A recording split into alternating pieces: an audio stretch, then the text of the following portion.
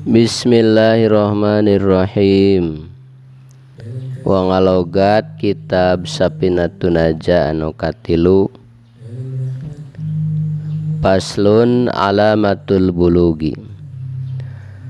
Paslun ari teh pamisah antara nu atos sareng nu teu acan.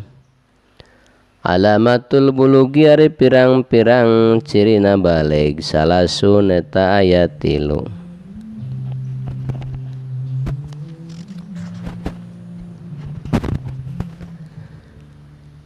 Tamamu homsa asyarata sanatan tegesna kahiji sampurna umur 15 tahun. Bidakari di lalaki wal unsa jeung di awewe. Wal ikhtilamu jeung kadua ngimpen jima. Bidakari di lalaki wal unsa jeung di awewe. Litis insinina karana umur 8 tahun. Wal haidu sareng katiluna haid. Bil unsa di awe hungkul litis insinina karena umur 8 tahun. Paslun ari teh pamisah antara nu tos sareng nu teu acan surutu ijal hajari ari pirang-pirang syarat sahna susuci ku batu. Samaniatun eta 8 ayakuna tegesna kajian kabuktosan itu susuci ku batu teh bisa lasati ajarin eta ku 3 pirang-pirang batu.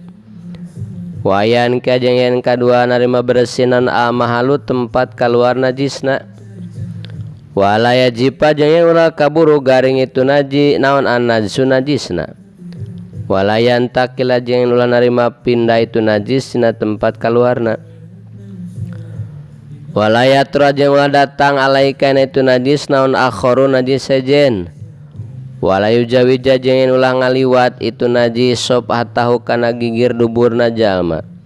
Wa hasapa tahu sareng kana hasapahna jalma tungtung dakar. Walayu siba jeung ulah kena kana itu najis naon maun cai. Wa antakuna jeung kabuktosan naon alah jaru pirang-pirang batuna tahirotan eta anu suci.